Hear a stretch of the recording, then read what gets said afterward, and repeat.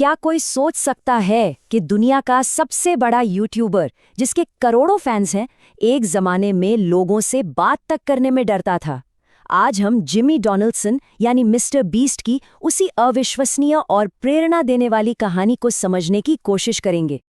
देखिए, हर बड़ी कहानी की एक शुरुआत होती है और मिस्टर बीस्ट की कहानी की शुरुआत हुई थी एक अकेले कमरे में। साल 2012। एक लड़का इतना शर्मीला था कि उसने लोगों से दोस्ती करने के बजाय एक वेबकैम के लेंस से बात करना बेहतर समझा।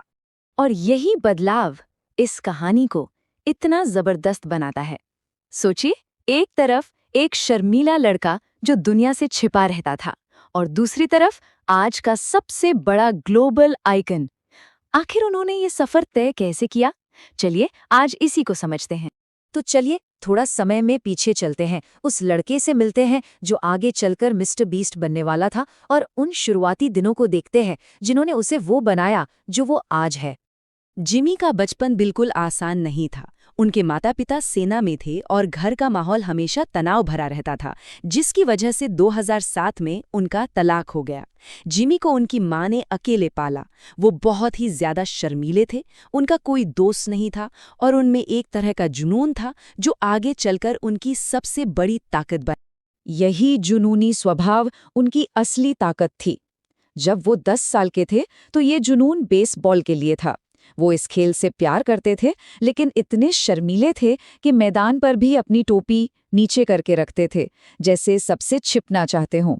जल्द ही उनका ये जुनून एक नई दिशा में मुड़ गया, एक ऐसी दिशा जो उनकी दुनिया को हमेशा के लिए बदलने वाली थी।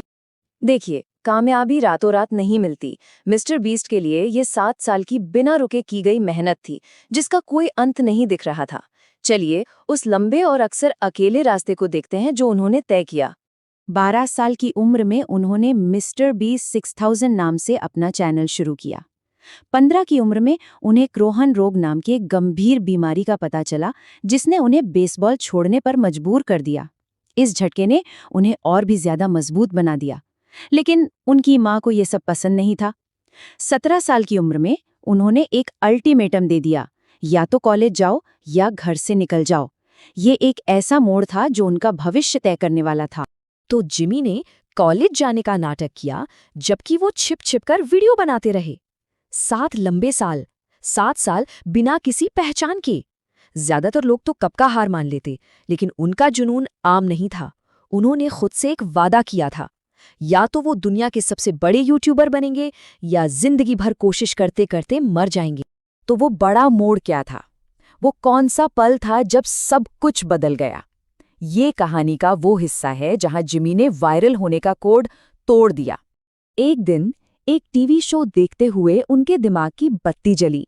उन्हें एक ऐसा आइडिया आया जो अजीब था, मुश्किल था और पूरी तरह से अनोखा था। यही वो पल था जब उन्हें अपनी कामयाबी का फॉर्मूला मिला। कुछ ऐसा करो जो इतना अविश्वसनीय हो कि लोग उस पर क्लिक किए बिना रह ही ना सकें।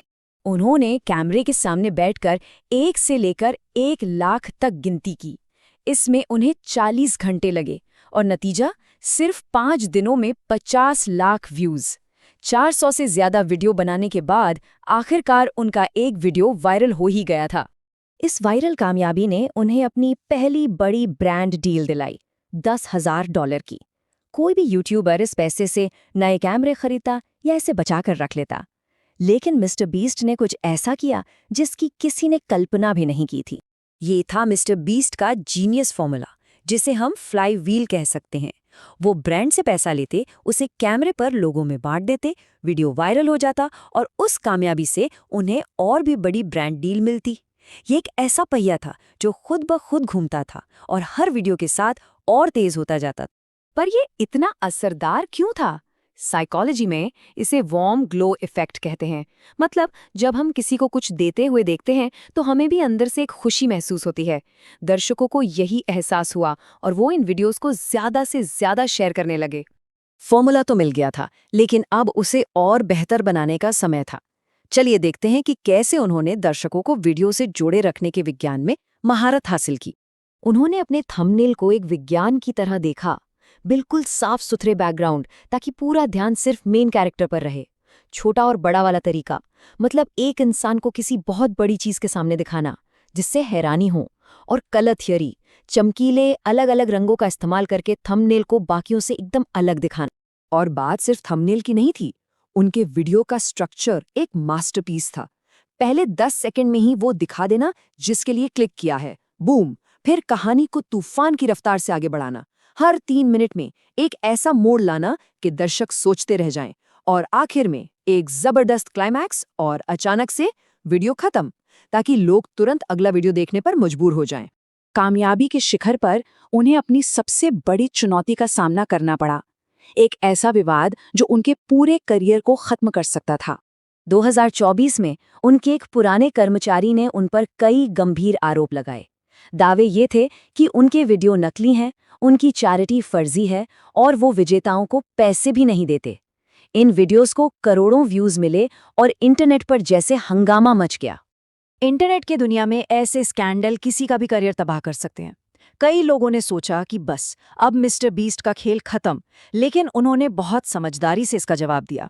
दूसरे क्रिएटर्स ने आरोपों को झूठा साबित किया।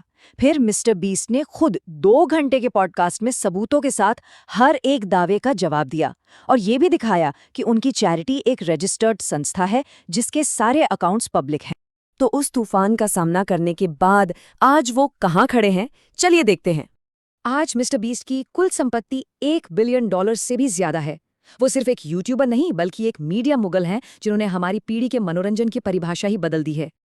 और ये सब कुछ उस लड़के से शुरू हुआ जो इतना शर्मीला था कि लोगों के सामने बोल भी नहीं पाता था। ये कहानी है कड़ी मेहनत की, जुनून की और वायरल होने के कोड को समझने की। तो ये सब हमें एक आखिरी सवाल पर लाता है। जिमी डोनाल्डसन के सफर को देखते हुए जुनून कहाँ खत्म होता है और टैलेंट कहाँ से शुरू होता है? शायद जैसा कि उनकी कहानी बताती है, ये दोनों एक ही सिक्के के 2 पहलू हैं।